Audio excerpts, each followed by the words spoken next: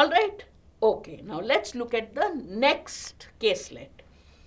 Rahul is the CEO of a multinational corporation that operates in a country where discrimination based on caste is prevalent. Rahul has been urged by stakeholders to address the underrepresentation of individuals from marginalized castes in the company's workforce. So he stays in an environment which is caste ridden, and he has to find a way to include marginalized people in the workforce. However, Rahul is hesitant and unsure about the benefits and feasibility of actively promoting diversity in this regard. Alright, this is similar to a caselet given in the actual exam. The following arguments are presented to Rahul about the benefits of hiring individuals from what society calls the lower caste. There is no such thing if you really believe in a casteless society, but a society, unfortunately, a caste-ridden society gives certain privileges to certain castes, doesn't give it.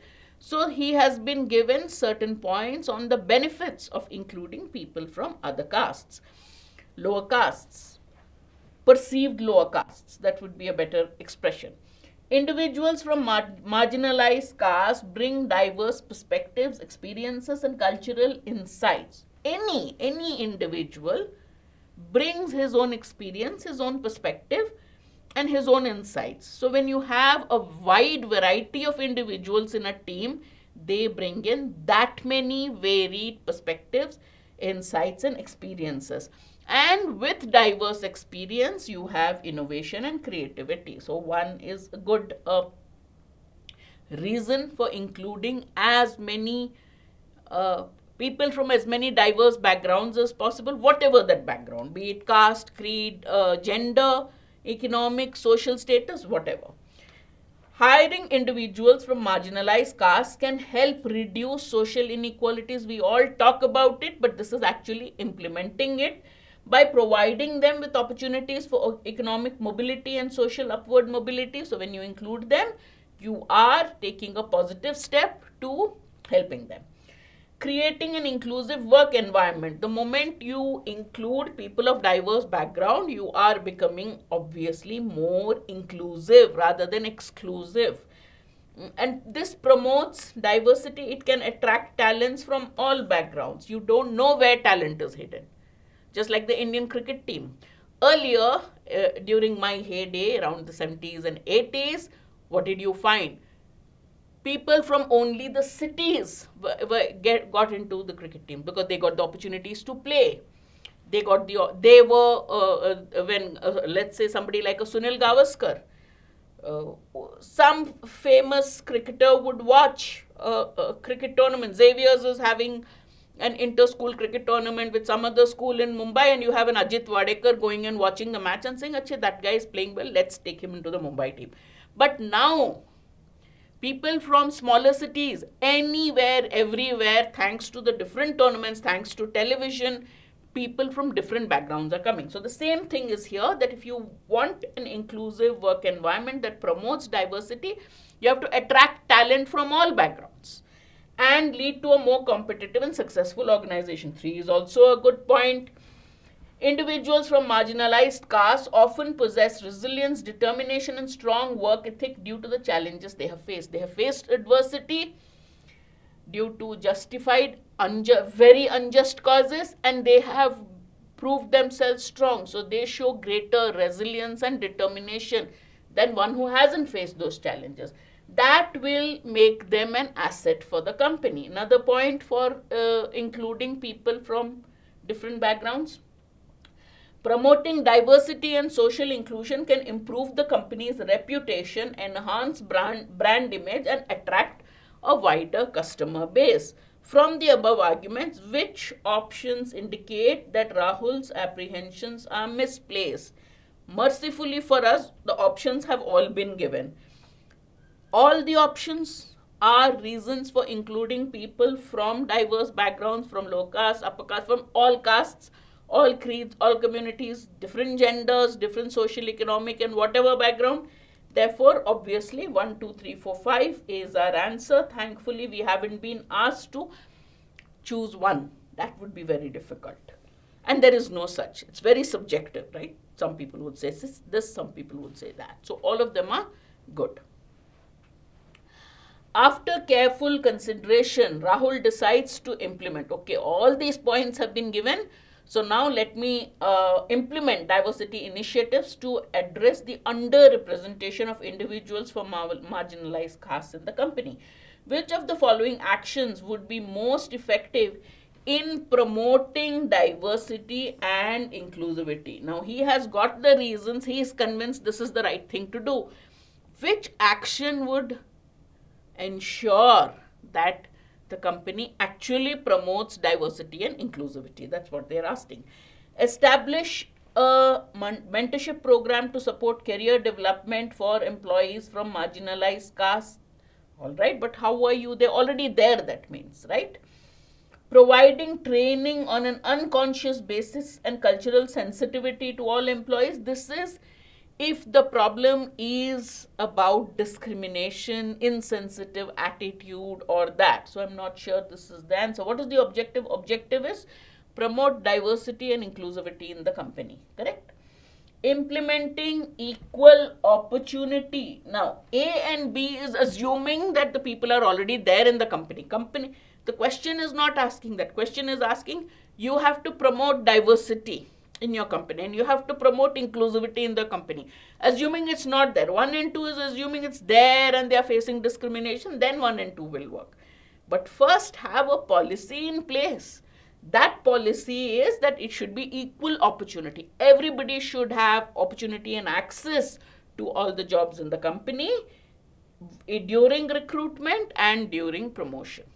That's the perfect way to ensure that the diversity is there in hiring, inclusivity is there in hiring, and continues. If you hire somebody and then don't give him a promotion, have discriminatory practices in the company, that's also not going to work. So both of these would ensure diversity and inclusivity in the company. So the correct answer is C. All right, next question. Despite Rahul's efforts to promote diversity and inclusivity, some employees continue to exhibit discriminatory behavior towards their colleagues. The following actions are recommended to Rahul. So, you can implement, you can have a policy, but despite having the policy of hiring people, equal opportunities for promotion, in the company, the work culture is such that people are not accepting, people are discriminating. Then what do? How can you as a manager ensure that these discriminatory practices do not continue? All right, so we have a set of practices given.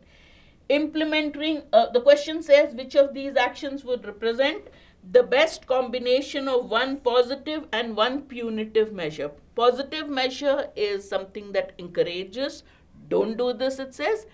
Punitive measure is something that's a punishment. If you do this, you are going to. So, positive method is to increase awareness, to help that employee realize his mistake and go ahead. Punitive is if he goes ahead despite that, then he's going to be punished for discriminatory processes. And the question is asking best positive measure, best punitive measure combination. Going to be a little tricky, let's see. Implementing a zero tolerance policy for discrimination and providing clear guidelines on appropriate behavior. This is a punitive measure.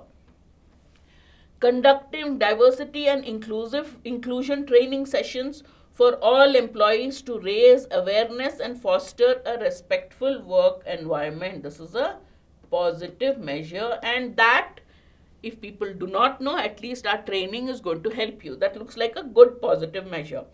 Encouraging open communication channels where employees can report incidents of discrimination or harassment. It's a combination, it's a kind of punitive measure. Oh yeah, the employee is there, an act of discrimination has happened, so he goes and complains so that action can be taken against the employee who is following discriminatory practices. That's a punitive measure. Establishing a grievance redressal committee to investigate and take appropriate action against discriminatory behavior. Somebody wants that open channel of communication is there. Based on that, this committee can investigate and take action. So 4 will follow 3. It's also a punitive measure. Celebrating cultural festivals, organizing events that highlight the contributions of employees from diverse backgrounds is too general, works for everyone. So which is a better positive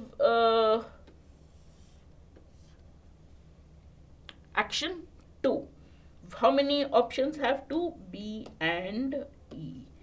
B is 2 and 3. Both are. It's a punitive action, but that punitive action is only after. It's not as strong as a.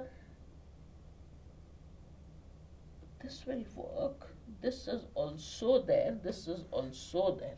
Implement a zero tolerance policy. So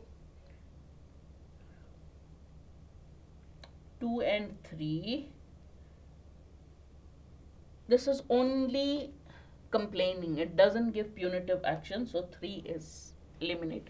You just have a grievances resolution system where people can put, but no action is being taken in the statement itself. So that makes 3 weaker. So 2 and 4 would work best. First, you conduct enough training programs about diversity and inclusivity, and if they don't follow it, then follow it up with 4, where you establish a grievance committee to investigate and to take action against discriminatory behavior. So 2 and 4, option E is the right one.